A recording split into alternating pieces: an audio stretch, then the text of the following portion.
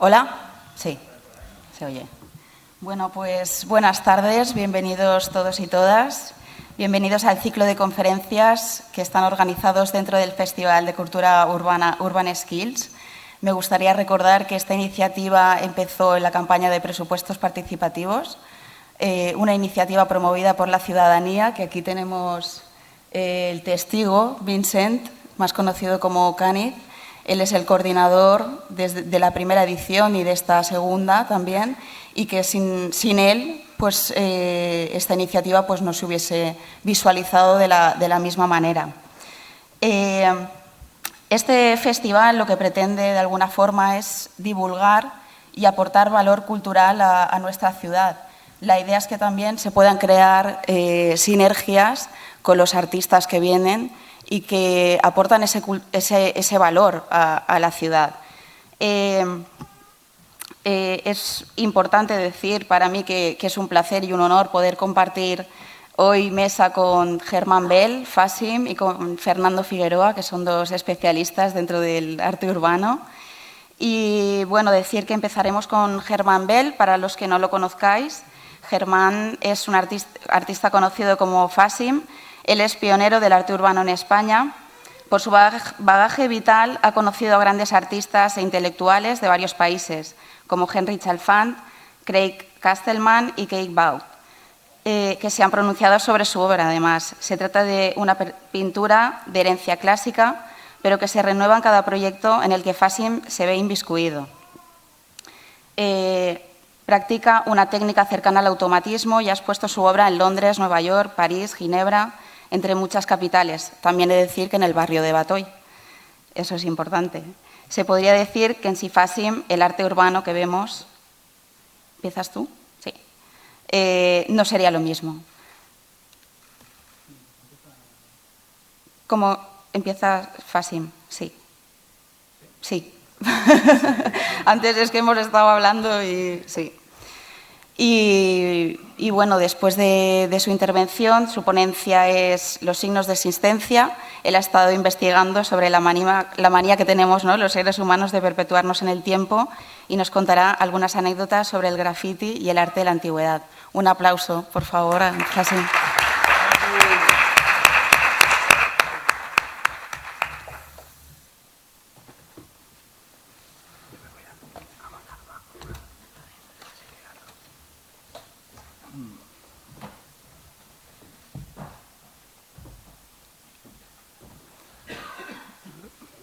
Sí.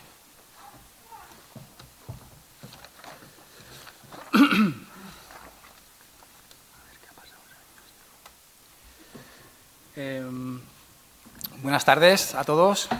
Es mi primera charla, por lo tanto creo que deberéis perdonarme todos los errores que pueda cometer, así me quito ya encima directamente el problemón.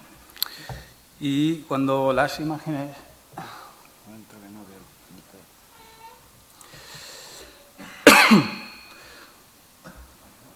Bueno, voy a empezar porque si no… Hola, buenas tardes a todos los asistentes. Estoy muy contento de estar hoy aquí con todos vosotros y un poco nervioso también, pero espero que pueda transmitiros algún que otro dato interesante. Me presentaré muy brevemente porque inusualmente quiero hacerlo al final. Soy Germán Bel, más conocido por Fasim. Nací en Barcelona en 1972 y soy pintor. Empezaré sincerándome con una disculpa. Es mi primera charla. Después de decir esto, entenderé que todos salgáis corriendo de la sala horrorizados. Y tampoco fui un gran estudiante de la escuela, estudiante de aprobar exámenes, me refiero, en la cual suspendía todo sistemáticamente, a veces hasta gimnasia, ya por pura rebeldía. Y faltaba mucho a clase en esa época porque estaba ocupado rayando mi entorno. Y así es como conocí a Henry Chalfant, aunque también rayaba en los libros de texto, que me hicieron cambiar en una ocasión, ya que no se veían las lecciones de los rayados y pintados que estaban. Perdón. He aceptado la invitación que amablemente me ofrecieron Caniz y María Vaca para preparar esta charla y compartir mi punto de vista de pintor, pero también como artista urbano. Lo fuimos gestando en el primer festival a lo largo de conversaciones y todos coincidimos en un gran afecto hacia nuestros antecesores y a todos aquellos a los que a lo largo de la historia han dejado su nombre escrito alguna vez o han sentido la necesidad de dejar alguna marca, pintura o mensaje para la posteridad.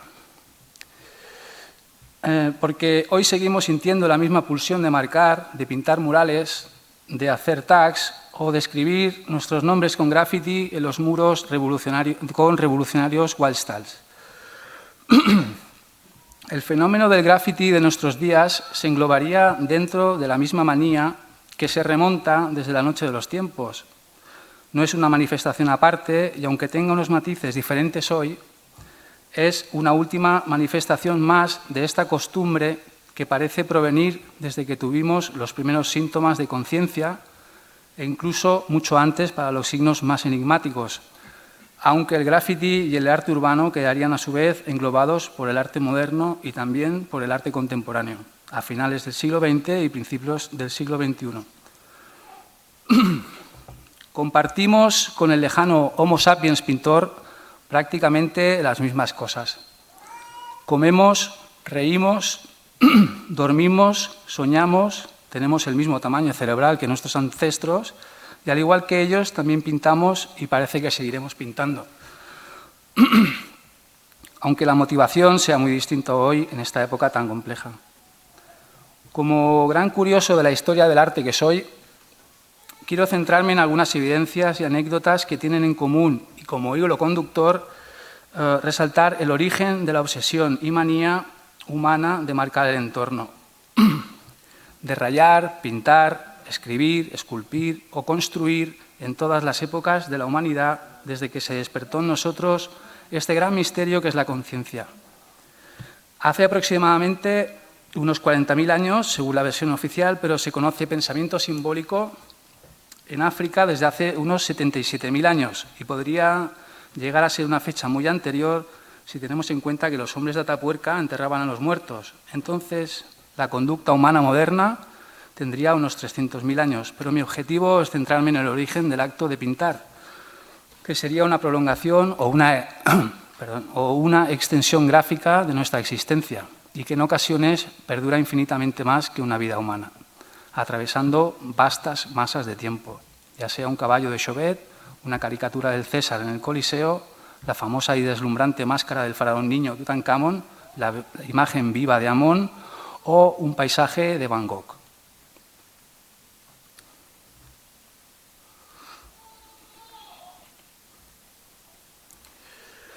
Quisiera hacer un recorrido, muy fugazmente, siguiéndole la pista a nuestra manía gráfica, desde las cuevas paleolíticas, pasando por Egipto, Roma o Grecia, y me he permitido acabar con algunos cuadros en los que he ido trabajando este último verano, con todo el ánimo de hacerme una gran propaganda al estilo de Ramsés II, ese gran maniático que se perpetuó construyendo arquitectónicamente hasta el infinito.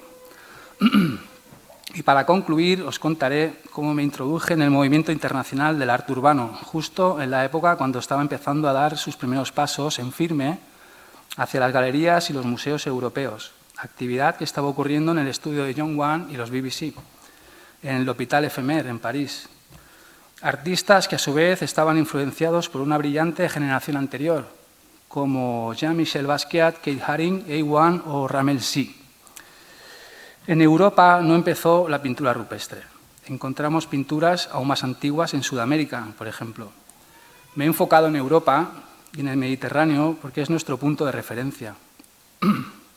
Aquí se gestaron y desarrollaron muchas de las artes y de los sismos, desde los primeros signos gráficos de los bereber que procedieron a la escritura egipcia, las célebres cerámicas griegas pintadas de Eufronios, la Mona Lisa de Leonardo da Vinci o el cubismo de Pablo Picasso y de Georges Braque.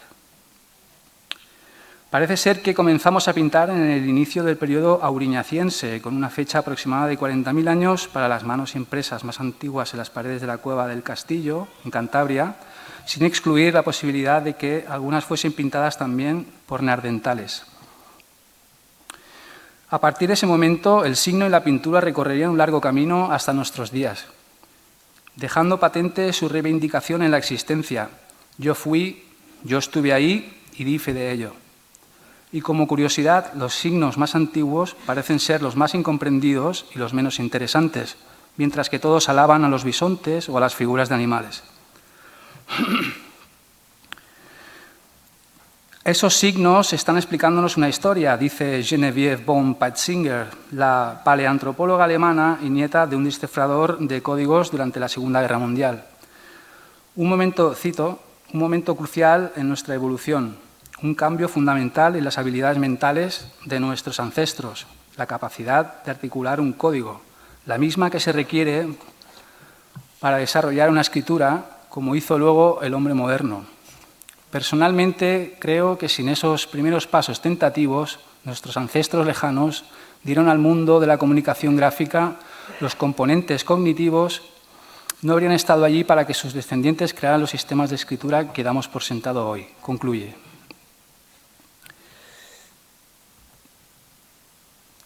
María Sáenz de Sautuola, hija de Marcelino de Sautuola, fue la niña que en 1879 descubrió los bisontes pintados de la cueva de Altamira en Cantabria, convirtiéndose así en la primera persona que en 13.000 años volvió a contemplar las pinturas. La cueva había sido pintada hacía alrededor de 15.000 años, durante el periodo magdaleniense, por los últimos hombres y mujeres que vivieron en Altamira y dejaron parte de su cosmogonía pintada en las paredes o en los techos de la cueva.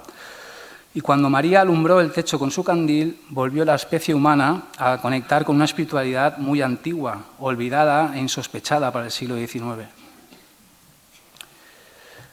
La primera persona que descubrió la entrada de la cueva accidentalmente en el año 1868 fue Modesto Cubillas, un tejero asturiano que trabajaba en la finca de Marcelino, y un día, estando de caza por la zona, buscando a su perro, lo encontró en la entrada de la cueva porque había quedado atrapado en una grieta del derrumbe. Modesto Cubillas descubrió la cueva, pero María Sautuola fue la que conectó con las pinturas, la que tuvo la capacidad para discernir las figuras en la tenue oscuridad del interior de la cueva. Ni Modesto ni Marcelino las vieron. Nadie más percibió los bisontes pintados en el techo. Parece ser que el padre observó algunos signos y líneas por las paredes de la entrada, rayas laterales que parecían hendiduras en la piedra, pero no pensó que estuvieran realizados por ningún ser humano y no le dio gran importancia porque Marcelino, el padre de María, iba buscando restos arqueológicos. Los encontró María jugando con su candil, dando lugar a unas palabras muy conocidas en arqueología, y cito la famosa escena del libro de Herbert Kuhn, El arte en la época glacial, cito: un día acompaña a Marcelino Sáenz de Sautuola a su hija María, chiquilla de 9 años, mientras el padre examina unos utensilios que acaba de desenterrar. La niña corretea por la gruta. De pronto levanta la mirada hacia lo alto de la cueva y grita: «Papá, hay toros pintados». María, a los 8 años de edad, nos devolvió al recuerdo intrauterino de nuestras épocas vividas en la cueva. A través de las pinturas volvió a conectar el mundo decimonónico a su pasado más remoto, que había quedado misteriosamente oculto. El encuentro con la cueva pintada fue un bombazo, un impacto de realidad tremendo que acabó fracturando muchas de las creencias que hasta ese momento se daban por válidas, incluidas teorías religiosas y científicas. Perdón. María nos alargó el origen de nuestra historia de una manera descomunal, miles de años atrás, más allá de lo sospechado o lo imaginado hasta ese momento, y nos reinició en la historia del arte. En mi opinión, esos bisontes fueron pintados por unos extraordinarios y aplicados naturalistas. Muchos conoceréis la frase de Pablo Picasso pronunciándose sobre Altamira: después de Altamira, todo es decadencia. Picasso, como buen artista subversivo, advirtió la gran anarquía que suponía Altamira para el mundo occidental moderno y su cultura. Resaltaré el gran misterio que me inspiran esas figuras cada vez que las veo. Me resulta asombrosa la precisión compositiva con la que están dibujadas o el trazo firme de las líneas que definen las figuras. Mirando, descubro asombrado algunos detalles reveladores y pienso que los artistas parietales ya habían pintado en otras ocasiones. En Altamira yo veo a expertos, a pintores avanzados. Usaron la proporción correcta y el gesto justo. Mientras que los monjes del románico pintaron sin una gran sincronía, los bisontes de Altamira están muy bien representados. No son simples intenciones o bosquejos, son unas obras bien resueltas y organizadas con el color. Observados con detenimiento, puede apreciarse que utilizaron pintura roja para bocetear las figuras de los bisontes, la misma que utilizaron para los rellenos, de color rojo, y también ocre rojizo, dándoles, en algunos casos, efectos de volumen. Puede observarse las que dejaron sin terminar. Luego, con el carbón o pigmento negro, perfilaron las figuras y le dieron toda la expresión con una gran precisión en los detalles, como las patas, la cresta del costado o los ojos, entre los que destaca el conocido bisonte encogido. A menudo me he preguntado, ¿cómo llegaron a pintar detalles como las patas con tal grado de exactitud en una época tan temprana? ¿Las pintaron copiando un modelo? ¿Tenían un bisonte cazado dentro de la cueva a modo de modelo para poder ver o fijarse en esos detalles? ¿Los conocían de memoria o hicieron bocetos previos en algún tipo de soporte mientras los veían pastorear o esperaban para cazar? Y es aquí donde quería dirigirme y aportar un dato revolucionario. Según Dean Snow, arqueólogo de la Universidad de Pensilvania, el cual realizó un estudio en cuevas con pinturas rupestres entre España y Francia, concluyó con una resolución inesperada. Muchas de las pinturas fueron realizadas por mujeres. Según un estudio de 2013, inició un debate demoledor. 24 de las 32 manos analizadas eran de mujer, exactamente un 75% del estudio, y evidenciaba que esas pinturas, realizadas entre 40.000 y 12.000 años, estaban pintadas en su gran mayoría por mujeres. En la imagen os muestro una magnífica ilustración de Arturo Asensio, que no estuvo exenta de polémica, pero los datos están ahí. Parece que algunos trazos están realizados con una herramienta natural tipo aerógrafo, soplando a través de huesos huecos o cañas, la misma técnica con la que están pintadas las manos con plantilla o stencil. Aunque también podrían estar realizados con una rama con el extremo machacado a modo de pincel y que, debido a la alta humedad y los miles de años transcurridos, se hayan difuminado algunas partes de las pinturas, dando un efecto húmedo.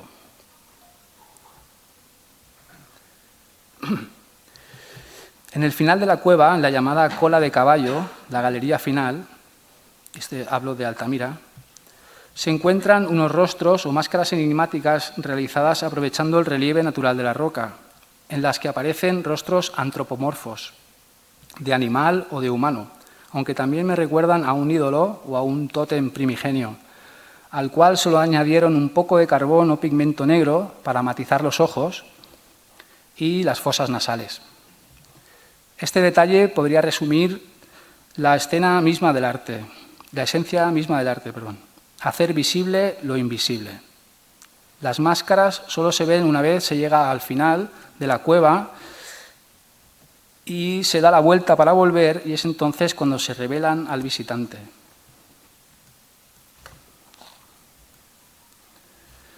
Según el prehistoriador Jean Klotz y el arqueólogo David Lewis Williams, en la exposición de su teoría chamánica, para los hombres paleolíticos las cuevas eran espacios donde conectar con el mundo de los espíritus.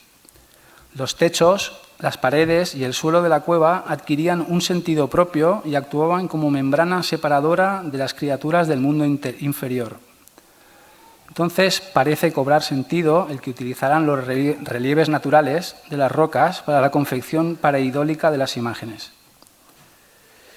De acuerdo con la teoría, los chamanes transcribieron sus visiones de trance en los muros, aunque los animales representados no simbolizarían necesariamente animales vivos o cazados, sino que pertenecerían al mundo de los espíritus, al cosmos chamánico.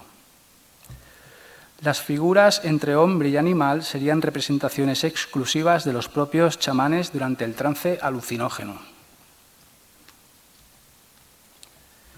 Una imagen que seguramente conoceréis es la del brujo o hechicero que preside la cueva de Trois-Fers en la pequeña localidad de Montesquieu-Avance, en los Pirineos franceses. La imagen es según un dibujo calcográfico del abate Henri Breuil de la década de 1920 y es una de las figuras más extrañas y enigmáticas del arte paleolítico superior que siempre me ha fascinado. Es una figura híbrida entre hombre y animal. Está grabado en la roca y parcialmente pintado en negro. Tiene piernas humanas y genitales masculinos, las patas traseras de oso, cola de caballo, orejas y cuernos de ciervo, barba de bisonte y ojos de búho. No es una imagen muy común y se ha interpretado como un hechicero realizando un ritual mágico, alguna deidad de la caza o un chamán en estado de trance. Puede observarse que el hombre está representado vistiendo la piel de un animal. Si es o no un chamán ejerciendo su actividad es difícil de asegurar con certeza. Los llamados trierántopos o seres imaginarios pertenecerían al mundo de los espíritus. Es una imagen muy sugerente que nos invita a meditar que el arte es intrínseco al ser humano y a su necesidad de transmitir sus emociones y su concepción del mundo.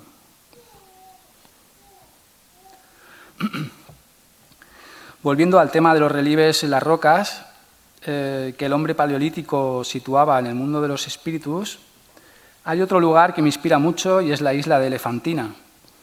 Elefantina es una isla de Egipto, en el Nilo, situada en la provincia de Asuán, que debe su nombre gracias a las formas pareidólicas de las rocas y la semejanza que éstas tienen con cabezas o cráneos de elefantes desde la antigüedad.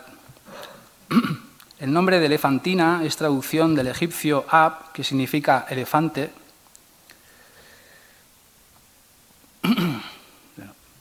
Es curioso comprobar cómo en el Egipto antiguo las formas de las rocas continuaron con la creencia chamánica, convirtiéndose en sagradas cuando las identificaban con alguna imagen concreta de su universo religioso, como el saliente con forma de ureo que tiene la montaña de Jebel Barkal, al sur de Egipto, en la antigua Nubia, en el Sudán actual, y que representa a la diosa Uadjet con forma de cobra erguida. Los musulmanes actuales siguen creyendo que la montaña es sagrada y ha sido lugar de enterramientos desde la antigüedad. Egipto se concibió y se construyó para perdurar eternamente. Recordemos las pirámides, las momias y las construcciones megalíticas, los templos o los obeliscos. Y de fondo parece emerger aquel viejo proverbio árabe: el hombre teme al tiempo, pero el tiempo teme a las pirámides. Los egipcios comprendieron el poder de la palabra escrita y su perdurabilidad en el transcurso de los siglos. En el Egipto antiguo, el cosmos era una representación sagrada. La escritura jeroglífica representaba el mundo y, a su vez, el mundo se revelaba como texto. Los griegos estudiaron y aprendieron la lengua egipcia, así es como pudieron establecer su propio alfabeto. Las primeras inscripciones griegas en piedra no se encontraron en Grecia, sino en Egipto. Desde hace 5.000 años, los egipcios desarrollaron una escritura que denominaron Medu Neter, o palabras venidas del dios, Tot, una escritura jeroglífica y pictográfica que utilizaron para el ámbito de lo sagrado. El término Medu significa palabras y el término Neter se refiere al ser divino o Dios. Las imágenes egipcias no eran solo representaciones gráficas. Las imágenes tenían el poder de convertirse en realidad, porque el mundo había sido compuesto por letras y por eso la escritura jeroglífica era considerada sagrada. Todo lo creado, humanos, animales, plantas o astros, los creó la palabra divina, el verbo creador. Lo representado era real, existía. Por ese motivo aparece un cuchillo junto a la representación de la serpiente Apophis, donde siempre se representa con gran precaución, cortada en 2 trozos o atravesada por la lanza de su archienemigo Horus, imagen que nos recuerda inmediatamente a San Jorge y el dragón. El mal debe ser vencido siempre.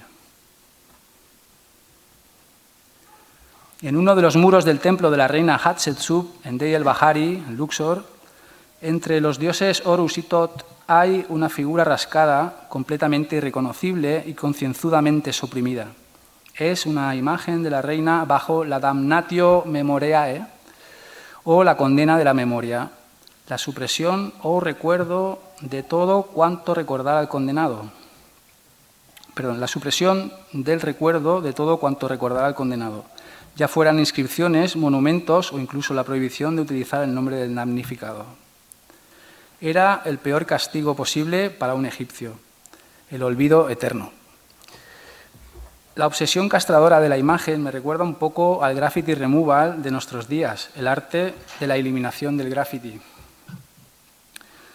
Algunos ejemplos de damnatio memoriae en el antiguo Egipto son los de la reina Hatshepsut, el faraón hereje Akenatón o el de su presunto hijo Tutankamón.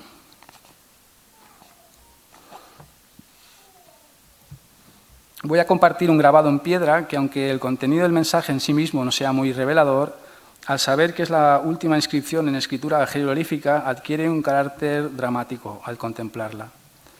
Se grabó en los muros de la puerta del templo de Isis, en la isla de Philae, en Asuán. Conocemos incluso la fecha exacta. Se hizo el 24 de agosto del 394 después de Cristo y era una invocación al dios Kushita Mandulis. Esta última inscripción dice así, solo leo un trozo porque es muy largo y os voy a leer solo el primero para no aburriros mucho. Dice, ante el dios Mandulis, hijo de Horus, de parte de Esmet Acom, hijo de Nesmet, segundo sacerdote de Isis, para que viva para siempre, eternamente. Palabras dichas por Mandulis, señor de Abaton, el dios grande. Está cincelado sin la artesanía ni el gran virtuosismo de épocas anteriores, con un estilo muy improvisado que parece reflejar el nerviosismo del momento. Philae fue el refugio de los últimos sacerdotes que continuaron rindiendo culto a sus dioses ancestrales hasta el irremediable final, perdiéndose así toda la cosmogonía egipcia y con ello también el conocimiento de la escritura jeroglífica de los faraones, la cual no volvería a poder leerse hasta después de muchos siglos, gracias a Champollion y a su titánico esfuerzo de traducción.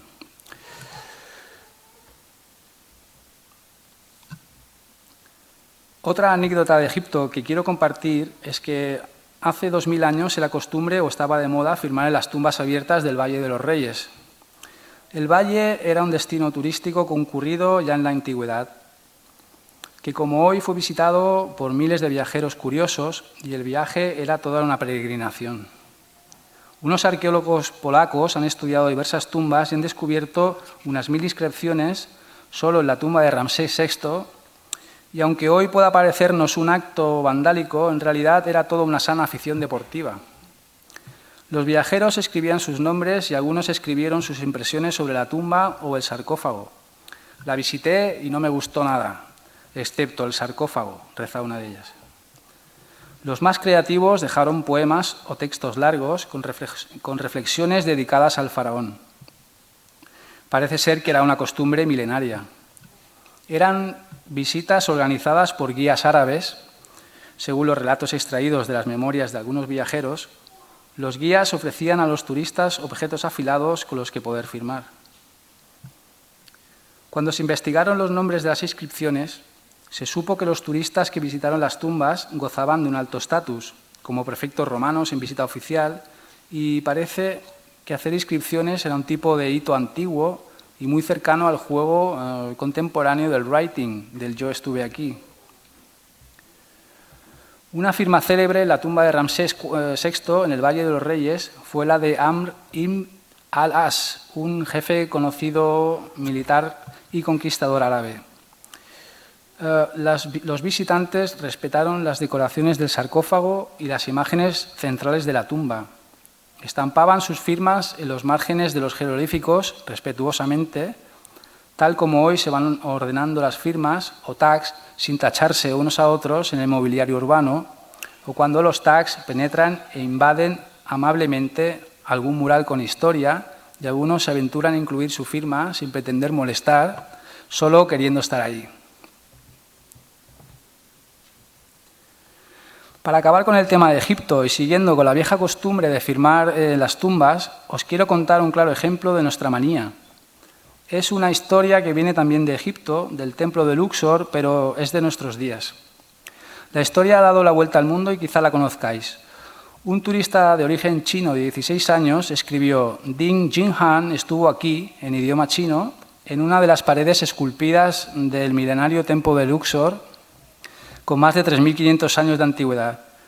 Parece que le entró una irrefrenable pulsión de perdurar y creó un conflicto internacional. El gobierno chino, los padres y él mismo se han tenido que disculpar públicamente. Estoy tan avergonzado que quiero esconderme. Se ve que le dijo al guía turístico egipcio, y lo siento mucho. Me recuerda un poco a la historia de la frase con spray rojo que Tony Safrasi propinó al Guernica. Igual que Dean Yang, hoy también parece estar arrepentido. Para Grecia os he reservado el mito de Cora y el origen de la pintura y de la escultura, que creo que es muy interesante. En el libro 35 de la Historia Natural de Plinio el Viejo se recoge el siguiente relato. Butades de Sición fue un artista legendario en la antigua Grecia, probablemente del siglo VII a.C. Según el relato de Plinio el Viejo, la hija de Butades, Cora, se enamoró de un joven corintio que pronto partiría a la guerra. En la última noche antes de su despedida, Cora despertó de su sueño y descubrió cómo el perfil de su amado se dibujaba en la pared, proyectada por la luz de una vela. Tomando un carboncillo, repasó el perfil de la sombra para no olvidar la imagen de su amado. Partiendo de aquella silueta, su padre Butades aplicó una capa de arcilla que modeló llevando a la tercera dimensión el retrato del joven, que posteriormente horneó para que se conservara a lo largo del tiempo. En Pompeya hay una inscripción que es otra de mis favoritas. Dice: los amantes, como las abejas, saborean una vida dulce como la miel. En la antigua Roma el graffiti era muy común. Aún no estaba visto como una forma de vandalismo. Los grafitis romanos demuestran que la tasa de alfabetización de la sociedad romana era bastante aceptable para la época, ya que se han encontrado grafitis realizados por todos los diversos estratos de la sociedad romana. También se han encontrado alfabetos pintados de baja altura donde se cree que aprendían a leer los niños y a escribir. Los romanos antiguos tienen fama de obsesivos grabadores. Se han rescatado miles de escritos. Dejaron inscripciones por todas partes, no solo en el Coliseo o en el palacio del Domus Aurea del emperador Nerón. Llegaron incluso hasta las pirámides de Egipto, donde los soldados romanos no resistieron la tentación y dejaron sus aiguas gir en tan magno monumento. Los testimonios gráficos romanos son muy variados y apreciados por su gran valor cultural, aunque también los haya muy cómicos. Uno de esos graffiti fue rescatado y traducido por Pedro Pablo Funari y es otro de mis favoritos.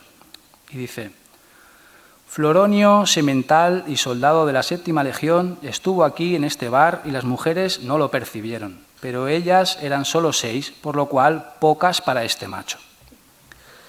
Queda claro que el tal Floronio se retrató a través de los siglos como un portento sexual incomprendido, al que 6 mujeres no le parecían gran cosa y presumió de ello, aunque según su propio relato no le hicieran mucho caso, y practicó el comentario mordaz fuera del bar.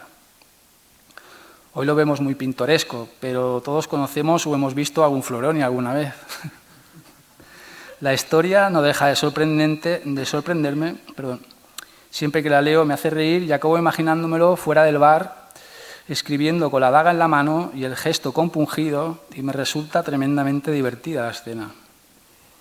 Qué poco sabía él que ese rencoroso y vanidoso escrito iba a traspasar la frontera del tiempo e iba a retratarlo una muy larga temporada. Gajes del oficio, Floronio, gajes del oficio.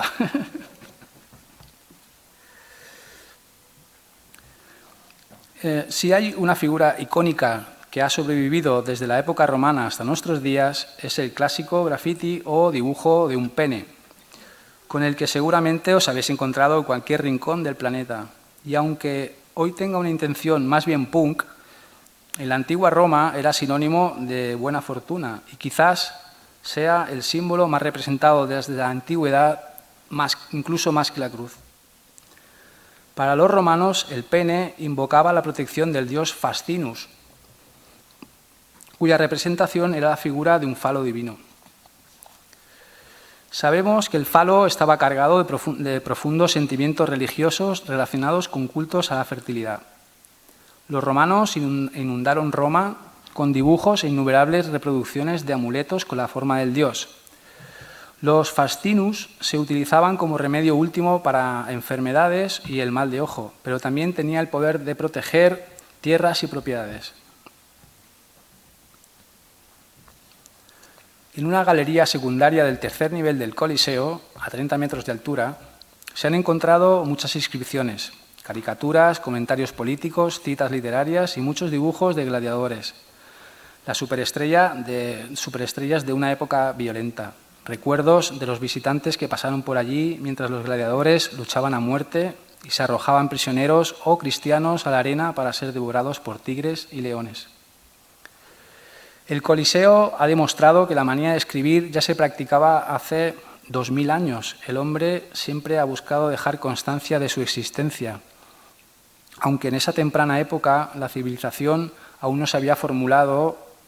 había formulado la idea de vandalismo, aunque todos recordemos la desternillante escena de la película de los Monty Python, La vida de Brian, donde el vándalo es castigado a repetir la frase 100 veces sobre el muro.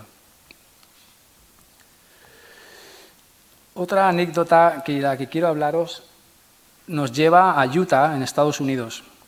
Hace un tiempo estaba mirando una serie de documentales que se titulan Memorias de Piedra y que constan de 3 partes. En la última parte, titulada El arte en el tiempo de los dinosaurios, Paul Van y Jean-Louis Leclerc, 2 arqueólogos franceses, invitaron a Bertram Sabadawa, un descendiente indio Hopi del clan del maíz, intérprete y guía de la Reserva Hopi del norte de Arizona, para que diera una interpretación sobre unos petroglifos. Un poco después visitan otro gran panel cercano con muchos símbolos en el cañón del Dragón Negro. Cuando Bertram los observó por primera vez, le resultaron muy familiares a los diferentes símbolos de los clanes Hopi. Huellas de oso para el clan del oso, una telaraña para el clan de la araña, un símbolo circular parecido a una rueda de carro para el clan del sol. Cuando Bertram reconoció los símbolos de sus antecesores, se emocionó mucho. Entonces salté del sofá también muy emocionado. Comprendí que aquellos símbolos de clanes tenían una similitud enorme con los Crus, con los grandes clanes del graffiti, que, igual que los Hopi, también se diferencian unos de otros generalmente por el nombre o por las iniciales abreviadas. Quizá lo que nos parecía que era de propiedad exclusiva de nuestra época se lleve haciendo hace muchísimo tiempo y de manera continuada, y sea una costumbre ancestral. Yo pertenezco a 2 de los clanes internacionales más respetados, legendarios y conocidos. Ambos provienen de Nueva York y son míticos en la historia del graffiti. Son 156 All Star y The Dead Squad, o TDS. Comprendo bien la importancia de pertenecer a un clan y el orgullo que significa. Cuando estoy por París y veo un tag de 156, el símbolo de mi clan, siento la misma emoción que tuvo Bertram al reconocer un símbolo del clan de su abuelo pintado cientos de kilómetros alejado de su territorio. Cuando empecé a firmar de niño, soñaba ser de alguna de las crews que había visto en el documental de Henry Chalfant, de Star Wars. Recuerdo también la vez que tuve la gran suerte de conocer a Henry en la exposición y conferencia Graffiti, Arte o Vandalismo en 1987 y que organizó en la hoy desaparecida Sala Transformadors de Barcelona, y gracias a unos amigos pude pasar unos días junto al que para mí en ese momento me parecía el más intrépido de los hombres. Recuerdo cómo alabó algunas de mis tempranas piezas, aunque no todas, y me llenaba de admiración porque conocía el valor de sus palabras. Me entusiasmaba la idea de pertenecer a esa clase de artistas rebeldes por méritos propios. En 1992 conocí a John Wayne, también en Barcelona, quien me introduciría en el grupo de los 156 All Stars, o los 156 que mencionaba antes,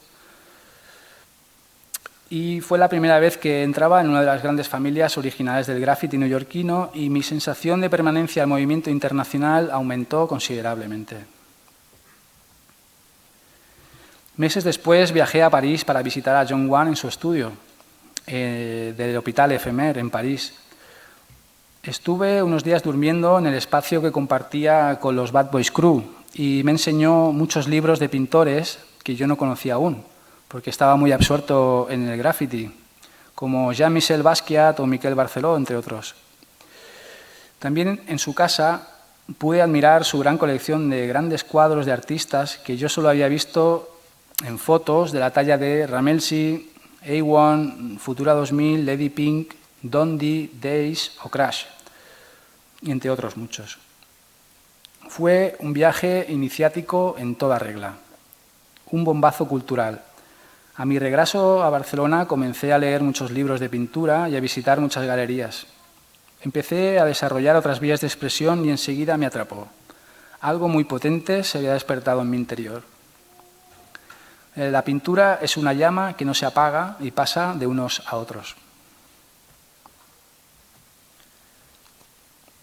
Bueno, he tenido que resumir una barbaridad la cantidad de información que pretendía transmitiros y comprimirla en estos 40 minutos me ha sido imposible.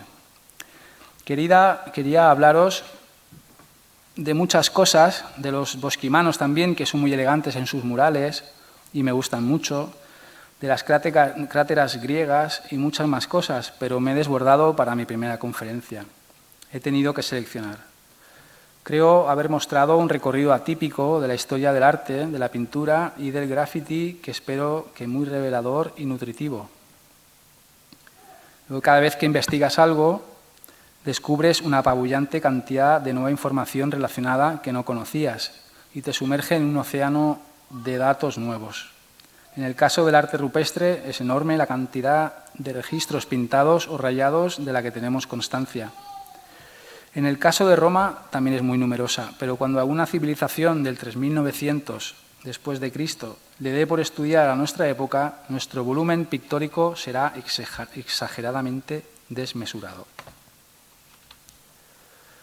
Nuestra querida manía o nuestra ancestral costumbre de pintar o grabar sobre el entorno, ya sea en una cueva, en una calle o en un taller, es un síntoma de nuestro cambio como especie desde el primer gesto que logramos imprimir, y ha sido esa constante pictórica la que nos ha permitido seguirnos el rastro como especie pensante, como podemos seguir el rastro del caracol.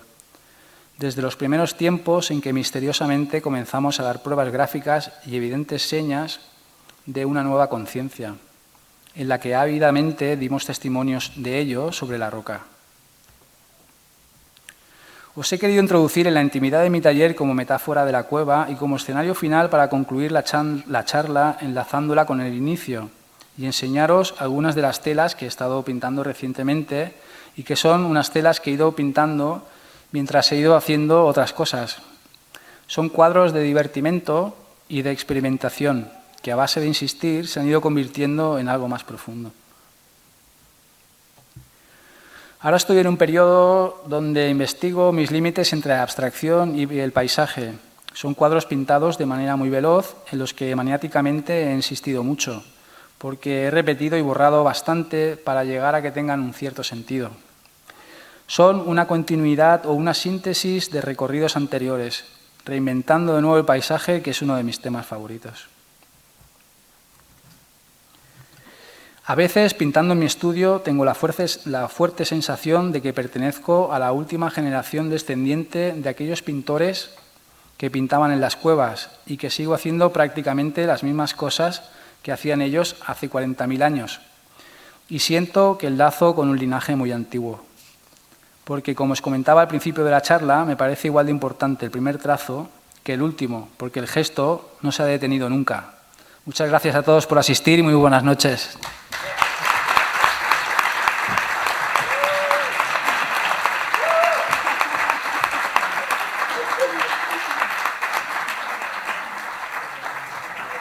Bueno, Fasim, muchísimas gracias por compartir con nosotros tu indagación y tu primera ponencia.